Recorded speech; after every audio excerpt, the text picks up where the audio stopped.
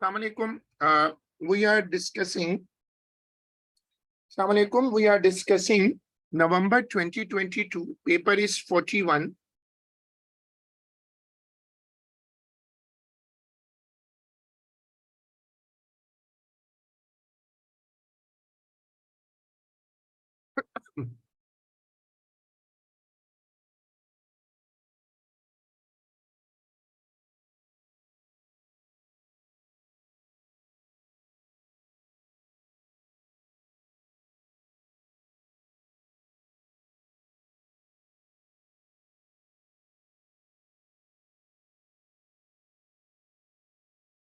I'm starting from question number 1. State the equation for the gravitational force between 2 points masses m1 and m2 that are separated by a distance r. State the meaning of any other symbol you use. तो ये Newton law of gravitation की बात कर रहे हैं, वो लिख दोगे. A satellite is in a circular orbit. ये वो फेमस केपलर्स लॉ है जो बहुत मर्तबा पेपर में आ चुका है.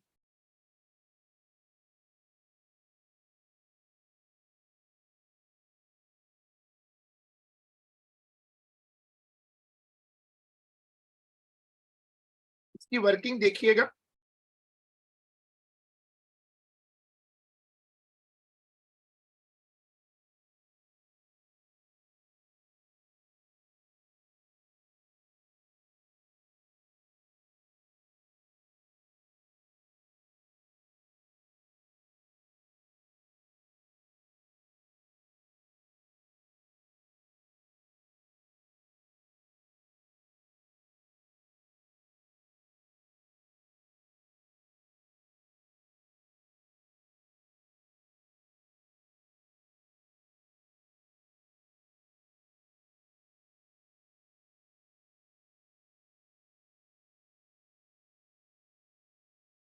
A satellite is in a circular orbit around the Earth with a period of 24 hours.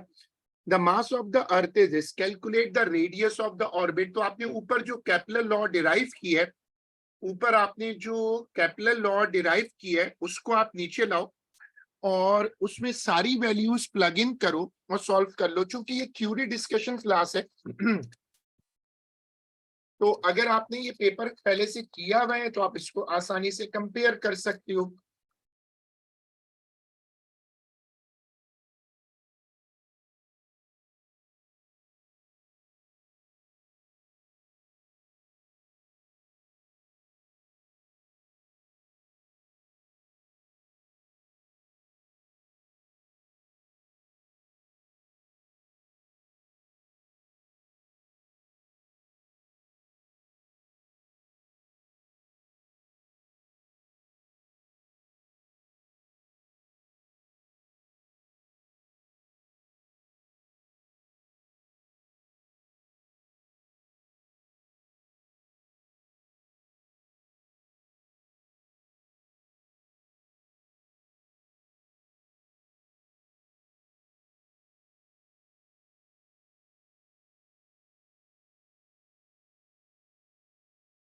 Geostationary की जो 3-4 बड़ी कंडीशंस हैं, सबसे मेन तो ये होती है ना कि 24 आवर हो ऑर्बिटल और इसका जो Spain time period.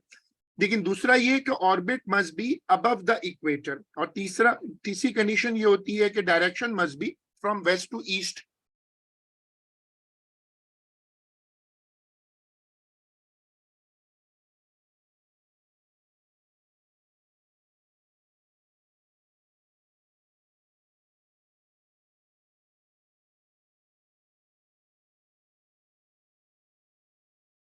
The figure shows a laboratory thermometer that is calibrated to measure temperature in degrees Celsius.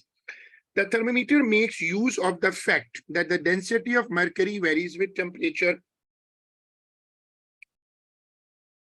State 2 other physical properties of materials apart from the density of a liquid that can be used for measuring temperature. इसका मतलब है कि वो thermometric property पूछ रहा है, जैसे resistance of a conductor होती है, वॉल्यूम ऑफ अ गैस होती है, ईएमएफ इन अ सर्किट होता है.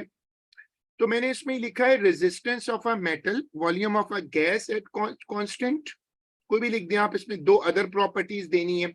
And EMF of a thermocouple.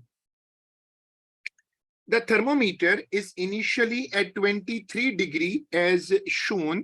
It is used to measure the temperature of an insulated beaker of water that is at 37.4. The bulb of the thermometer is inserted into the water and the water is stirred until the reading on the thermometer becomes steady. इसमें mass of the beaker है, बाकी data दिया हुआ है. Calculate to three significant figure the final steady temperature. आपके पास main formula तो Q is equal to mc delta T है. The heat loss by water is equal to heat gain by mercury. दोनों तरफ ये लगा दें और दोनों का मिक्सचर टेम्परेचर अननोन कर दें.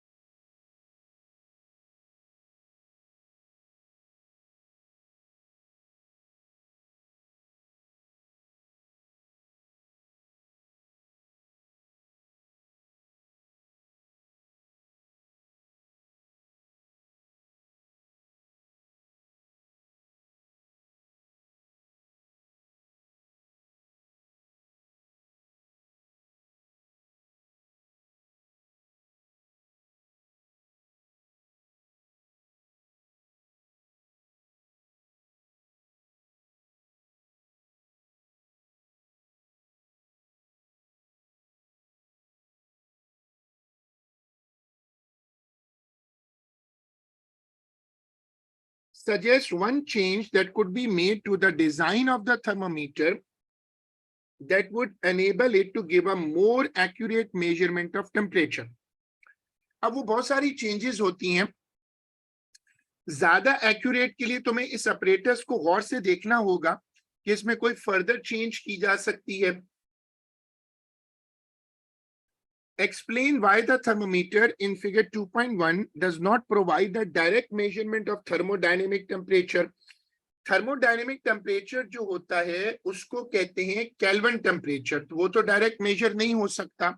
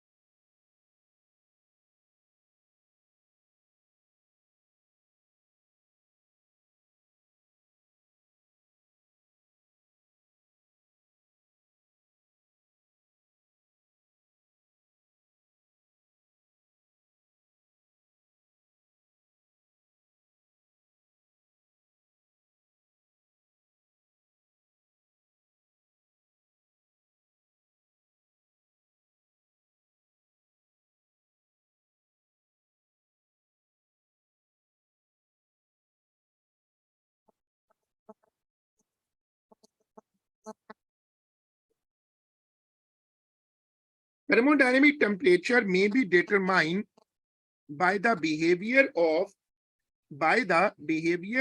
a type of substance for which T is proportional to the product of pressure and volume.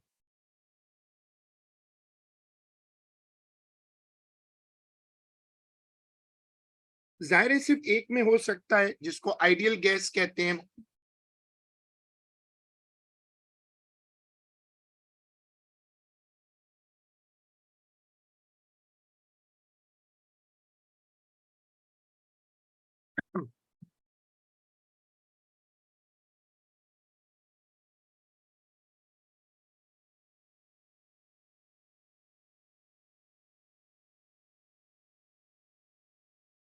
अब ये सिर्फ आइडियल गैस में होता है कि temperature is directly proportional to the product of pressure and volume.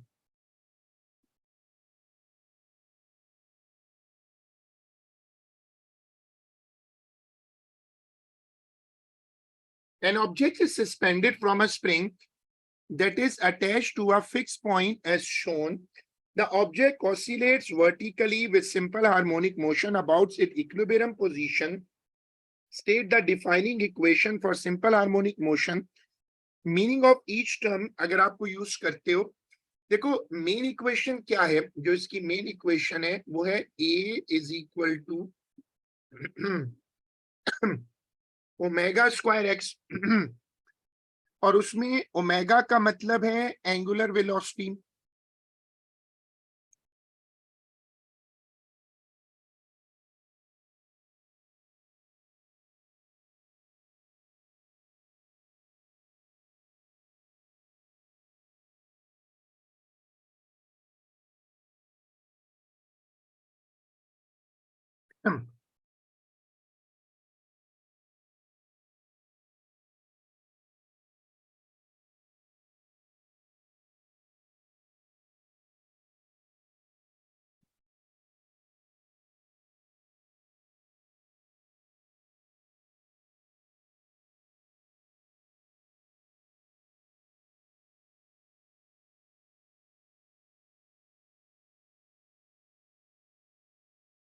ए का मतलब है एक्सेलरेशन और एक्स का मतलब है displacement from the mean position. The variation with displacement x from the equilibrium position of the velocity of the object is shown.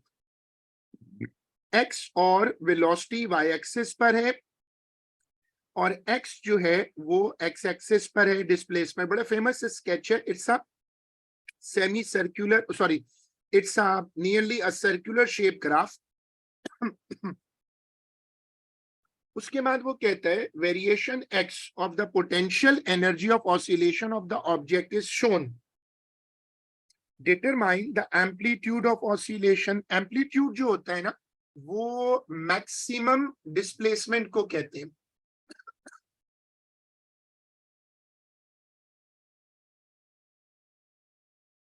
तो आप graph से रीड कर लो.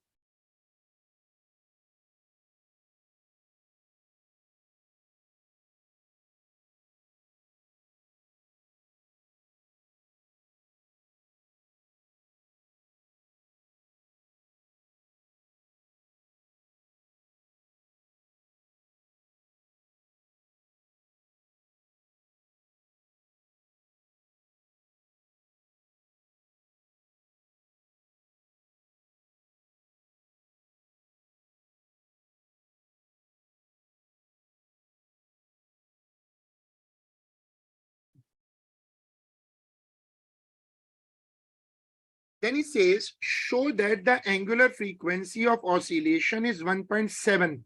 आपके पास x नॉट तो आ गया. जो एंगुलर फ्रीक्वेंसी होती है उसका मतलब होता है ओमेगा. नाम तो उसका फ्रीक्वेंसी है लेकिन असल में वो एंगुलर वेलोसिटी होती है. उसका फॉर्मूला लगाओगे आप v nought is equal to omega x nought. उसमें वैल्यूज पुट कर दो.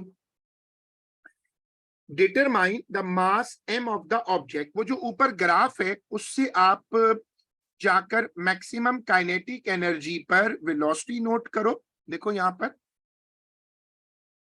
0 पे जाकर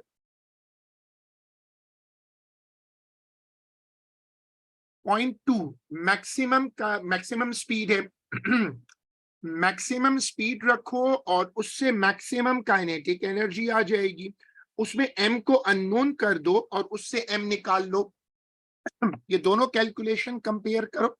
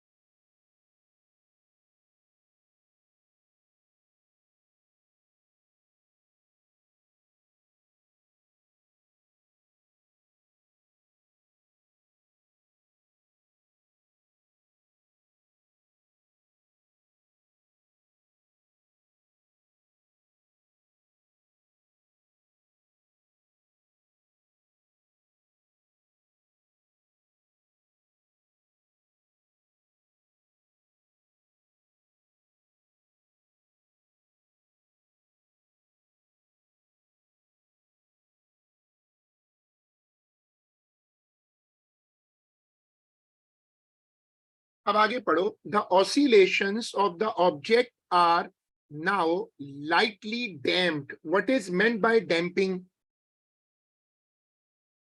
डैम्पिंग बेसिकली क्या होती है? Damping is defined as resistance to oscillation. तो डैम्पिंग का मतलब है जो चीज ऑसिलेशन को अपोज करे। Assume that the damping does not change the angular frequency of the oscillation. Sketch the variation of V when the amplitude of oscillation is 0.06 meter.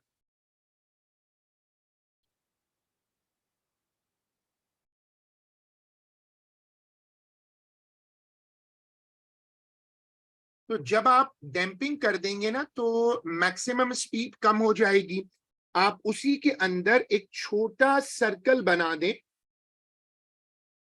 Loop बना दें छोटे साइज का।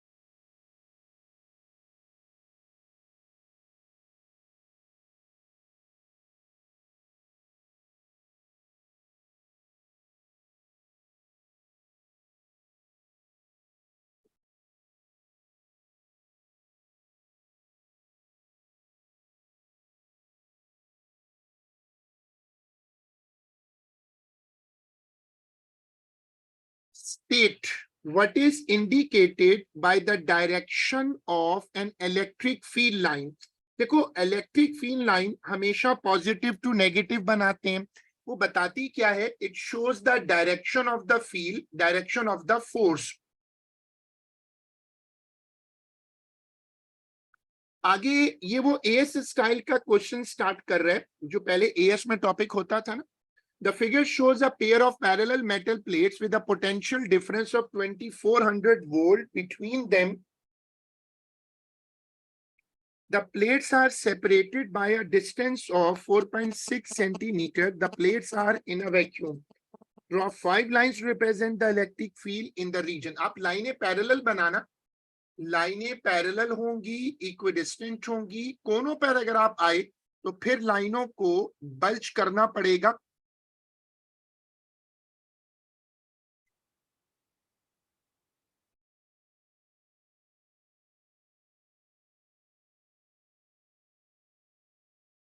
देखो ऐसे बनेगी फील्ड लाइंस, इक्विडिस्टेंट होनी चाहिए और पैरेलल होनी चाहिए।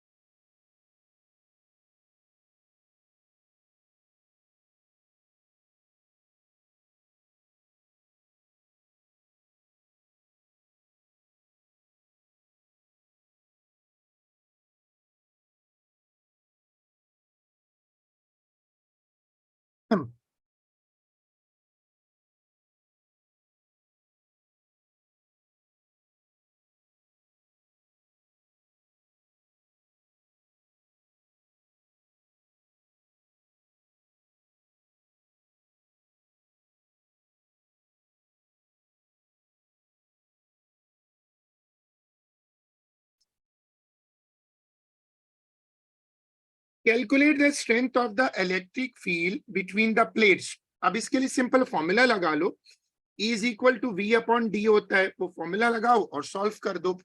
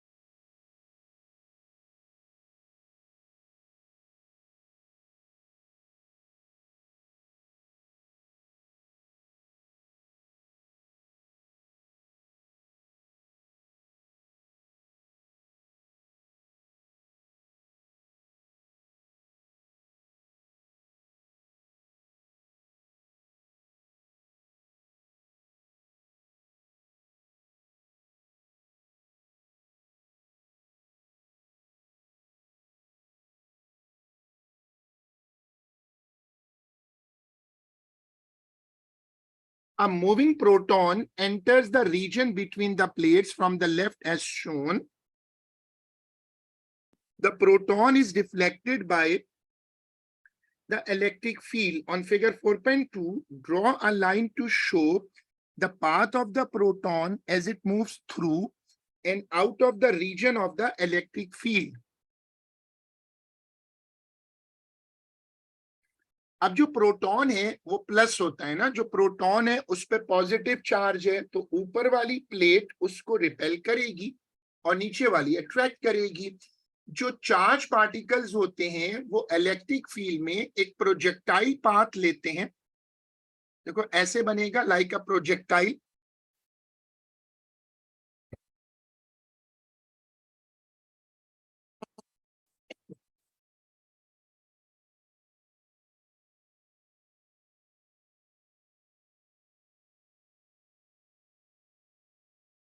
A helium nucleus now enters the region of the electric field along the same initial path as the proton and traveling at the same initial speed. State and explain how the final speed of the helium nucleus compares with the final speed of proton. Proton का charge कम है, helium का +2 होता है और proton का mass भी कम है।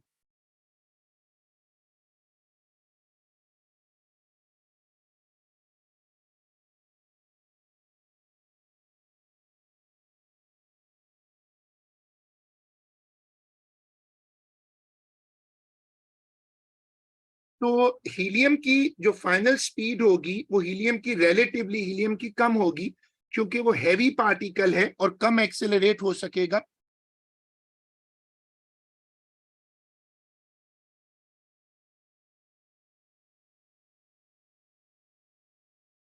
ये डायग्राम लेटेस्ट पेपरों में काफी आई, स्विच वाली।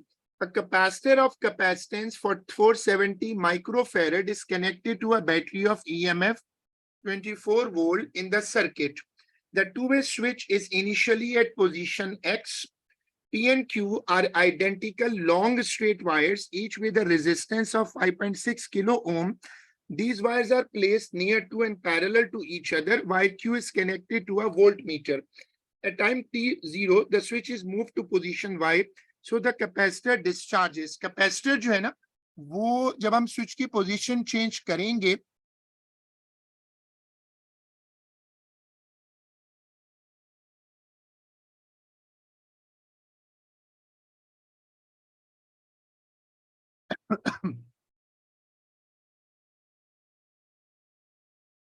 to position Y so that the capacitor discharges through wire P. Calculate the charge Q naught on the capacitor at time t is equal to 0. देखो, हमने कैपेसिटर को जब पोजीशन Y पर करेंगे तो कैपेसिटर खाली होना शुरू होगा, दो रेजिस्टर लगे हुए।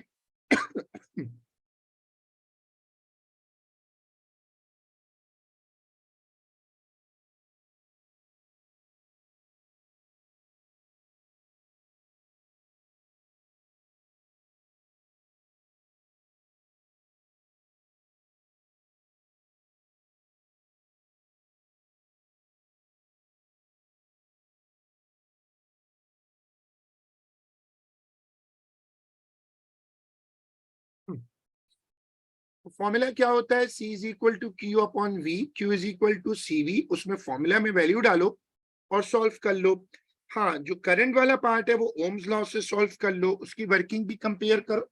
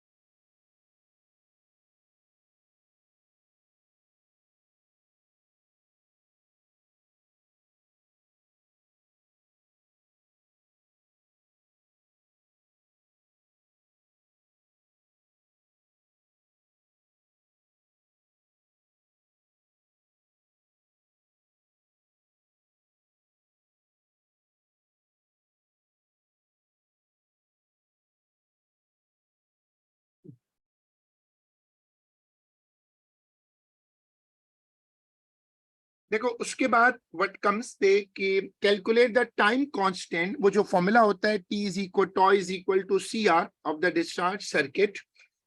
इसमें तुम्हें देखना होगा कि तुम्हारे पास टाइम कांस्टेंट जो है वो कितना है। रेजिस्टेंस तो दी हुई है,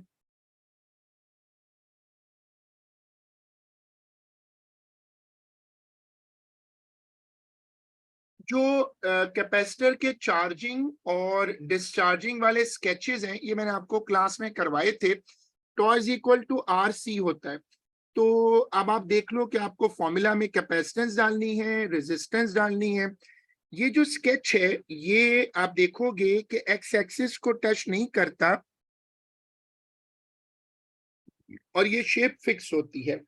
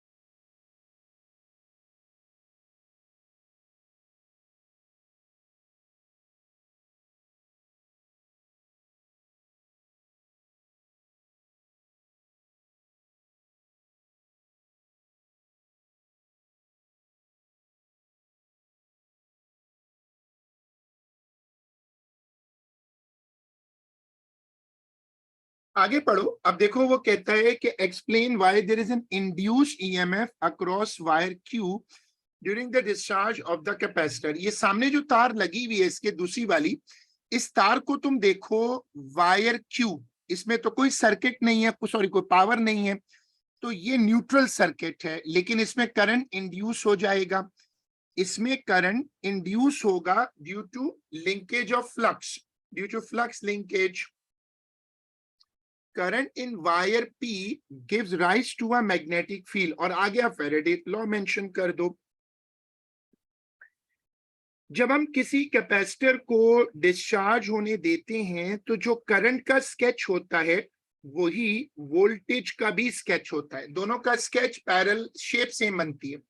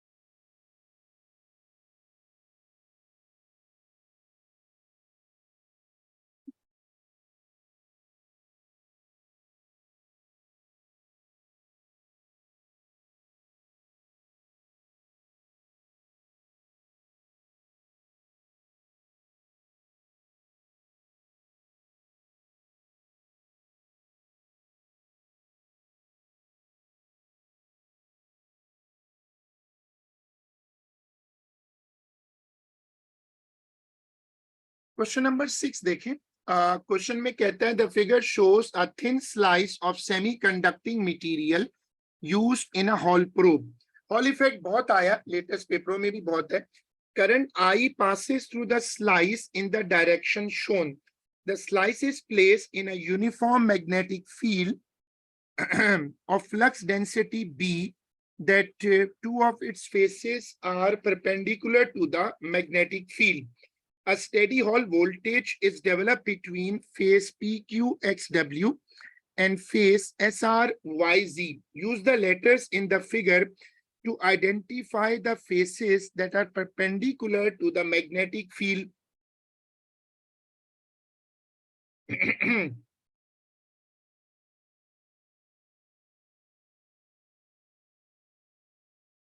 हॉल इफेक्ट का कॉन्सेप्ट मैंने क्लास में बड़ी डिटेल से बताया था कि जब आप एक स्लाइस को रखते हैं और उसमें करंट गुजारते हैं तो इलेक्ट्रॉन्स पहले एक साइड पर डिफ्लेक्ट होते हैं, उसकी वजह से जिस तरह वो डिफ्लेक्ट होते हैं वो साइड नेगेटिव हो जाती है, दूसरी वाली साइड पॉजिटिव हो जाती है। दोनों के बीच में एक पोटेंशियल डिफरेंस बनता है, दोनों के बीच में एक पोटेंशियल डिफरेंस बनता है, उसको कहते हैं हॉल वोल्टेज। इलेक्ट्रॉन बाद में सीधा जाना शुरू हो जाते हैं।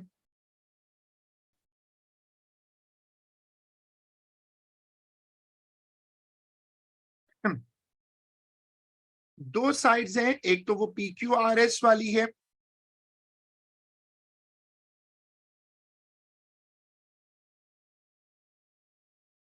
How the steady hall voltage is develop. आप इसके लिए वो तीन कॉन्सेप्ट जो लिखे हुए हैं सामने ये याद कर लो और इनको फिर पैराग्राफ फॉर्म में लेकर आओ।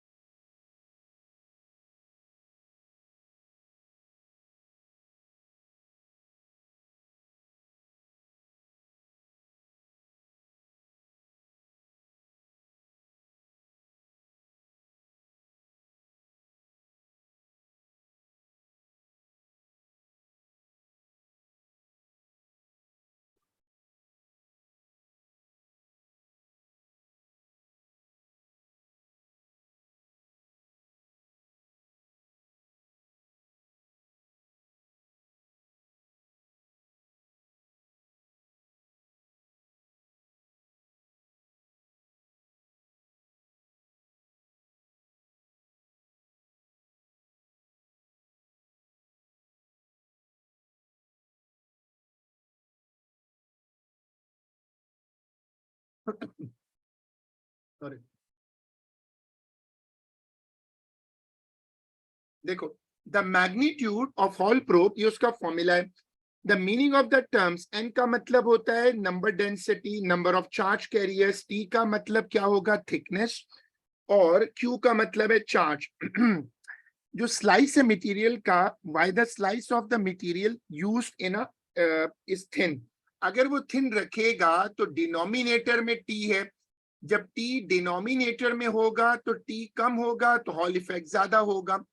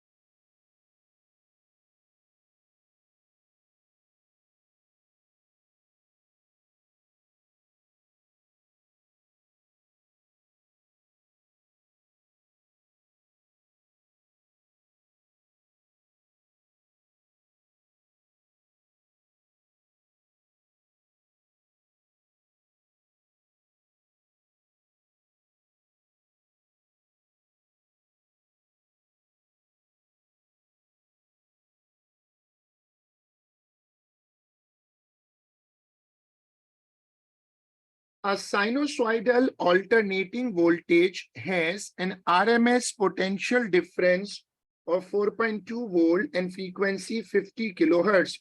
The alternating voltage is applied across a resistor of resistance 760. By considering the peak voltages show that maximum power dissipated by the resistor is 46 milliwatt. ये वाला सवाल एसी सर्किट पे है, तो इसका जो फॉर्मूला है वो आप पावर का फॉर्मूला जो मैंने आपको क्लास में कराया था वो यूज कर लो।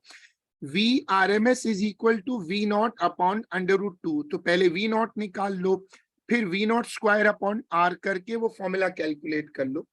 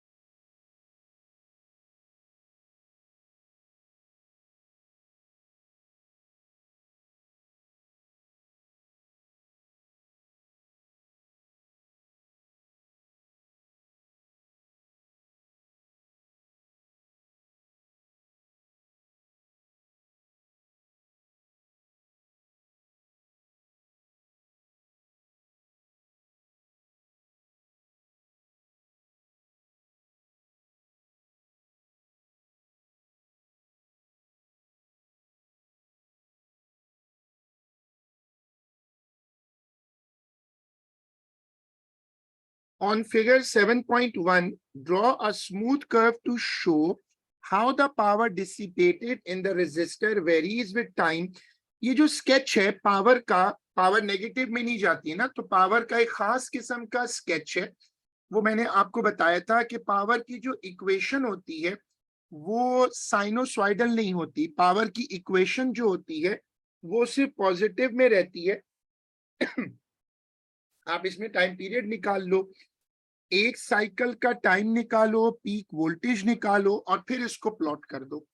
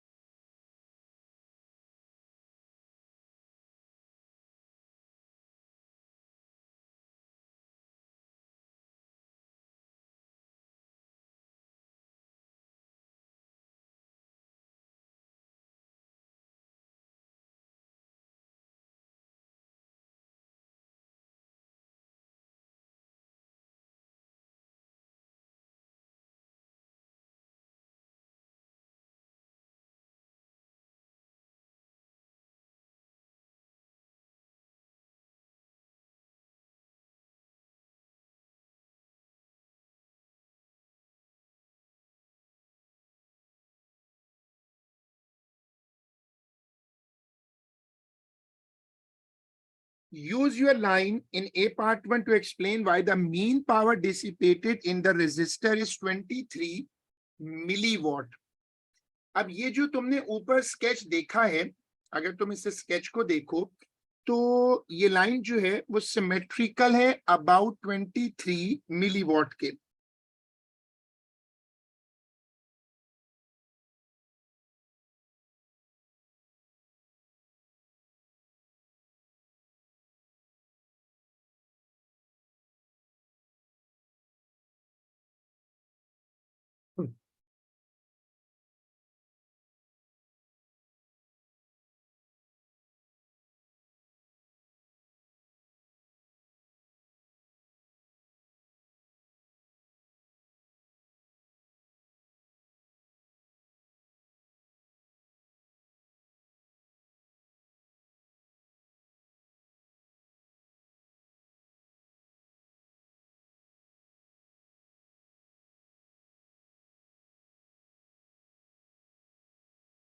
जो मैक्सिमम पावर रजिस्टर हो रही है वो 46 है, और आपने पढ़ा है नोट्स में कि mean power is half of the maximum power.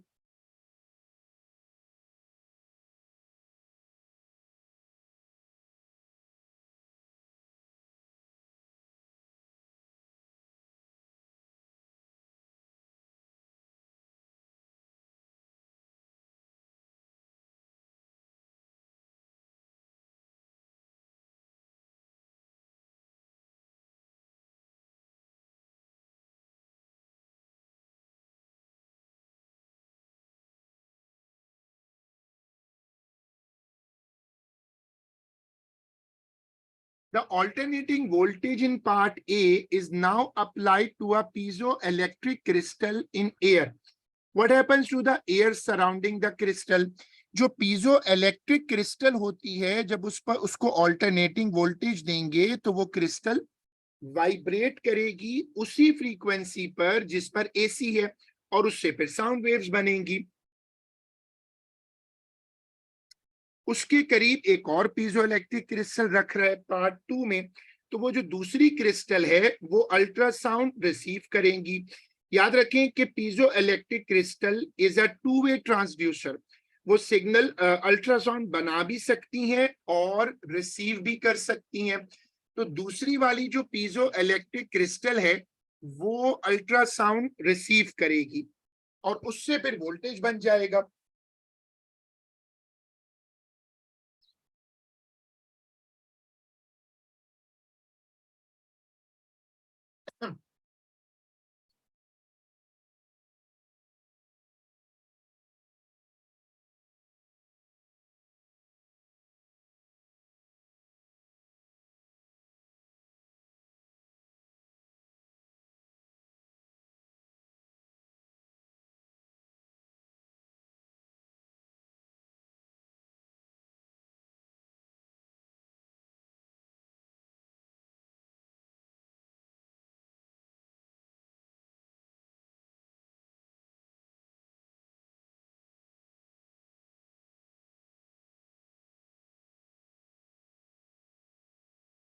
जो पीजोइलेक्ट्रिक ट्रांसड्यूसर होते हैं वो टू वे ट्रांसड्यूसर होते हैं।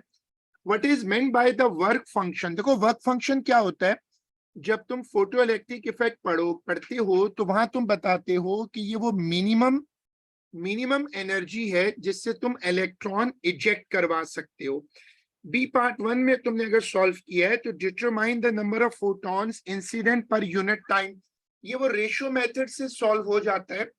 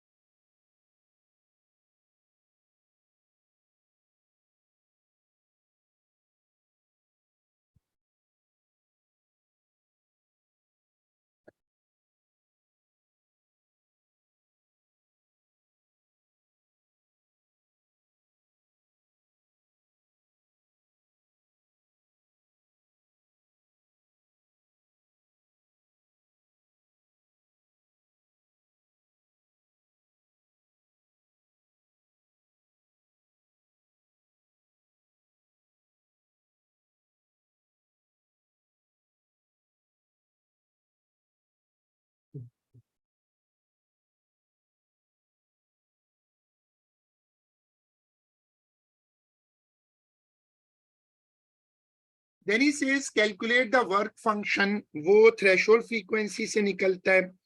तो वर्क फंक्शन का कैलकुलेशन जो है वो सिंपल, आप उसकी जो इक्वेशन है वो कर लगा दो।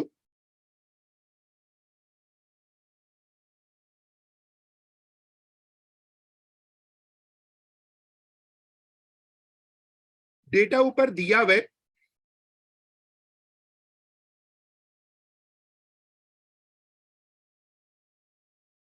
The frequency of the radiation incident on the surface is increased while the power remains constant. State and explain the effect of this change on the maximum kinetic energy of the photoelectrons.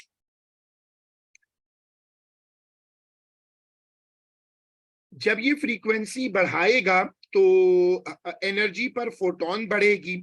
जब energy पर work function तो same है, जब energy पर photon बनेगी तो work function को तो फर्क नहीं पड़ेगा, लेकिन मैक्सिमम ई के बढ़ जाएगी।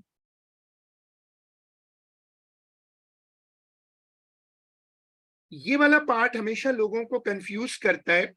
Rate of emission of photo electrons, electron energy बढ़, फोटोन एनर्जी बढ़ गई, लेकिन पावर तो सेम है। अगर पावर को सेम रखना है तो नंबर ऑफ फोटोन पर यूनिट टाइम कम हो जाएंगे। तो रेट ऑफ इमिशन कम हो जाएगा। बहुत सारे लोग इसमें कंफ्यूज होते हैं, वो सोचते हैं कि रेट ऑफ इमिशन को कोई फर्क नहीं पड़ेगा।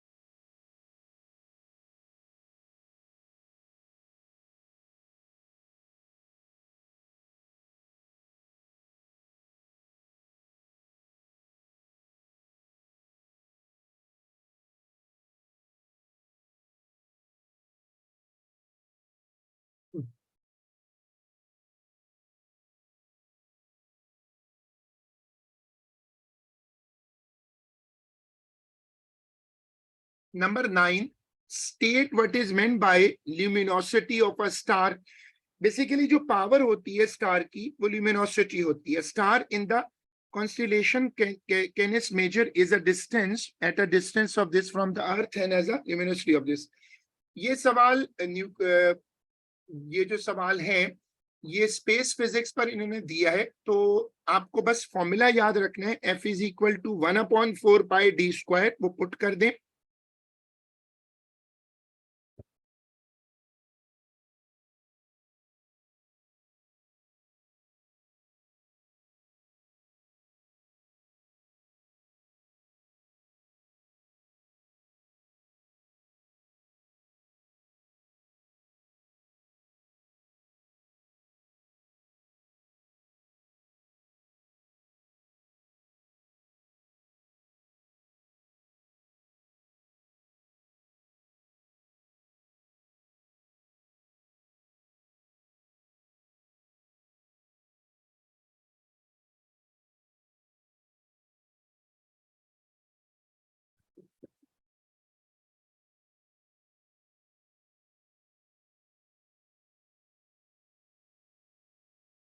Determine the radius of the star, उसमें फॉर्मूला लगाएं, ये वाला जो वेन्स वाला डिस्प्लेसमेंट फॉर्मूला है, आपको रेडियस को सब्जेक्ट बना के सॉल्व करना है।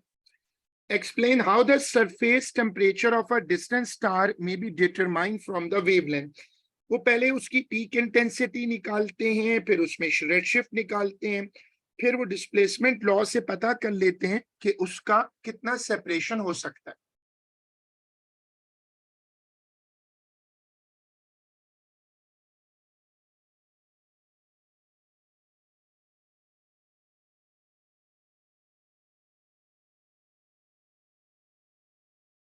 Carbon 15 is an isotope of carbon that undergoes radioactive decay. Radioactive decay is both a random and spontaneous. Random वो चीज होती है जिसको आप प्रेडिक्ट नहीं कर सकते, equal probability of decay. Spontaneous होती है जो खुद से हो, नेचुरल हो।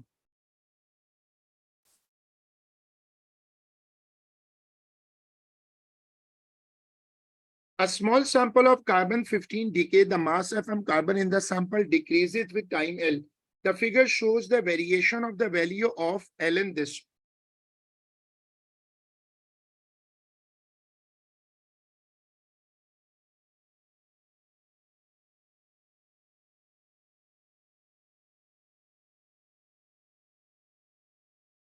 How the figure demonstrates radioactive decay is random. इसमें फ्लक्चुएशन है, नजर आ रही है ना, फ्लक्चुएशन है। Draw the straight line of best fit, वो इसके ऊपर ही बना दें।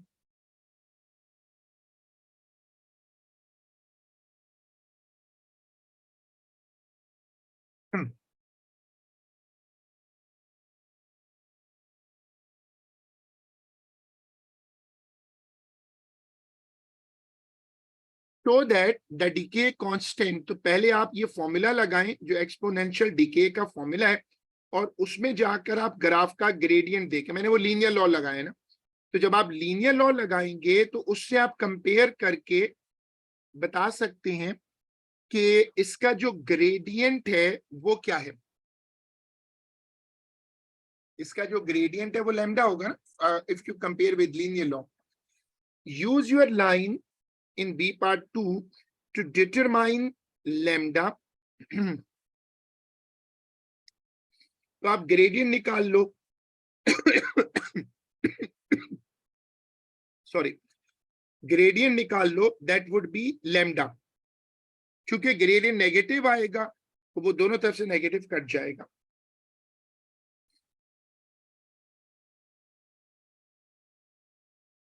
Use your answer in B part 4 to calculate the half-life of carbon 14.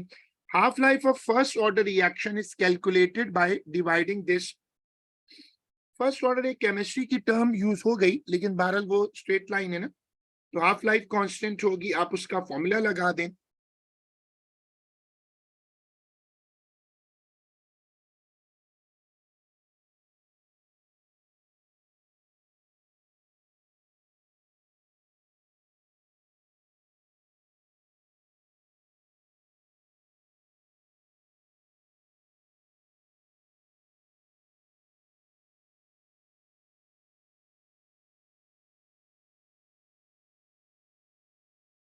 The equation for the decay of carbon 14 can be written as this. State and explain how the mass of the products of decay must compare with the mass of carbon 15. जो ये वाले reactions होते हैं nuclear वाले, उनमें energy release होती है, तो जाहिर है जब एनर्जी इसमें निकलेगी तो वो मास से निकलेगी, तो ये बेसिकली मास डिफेक्ट का केस है, मास कम हो जाएगा।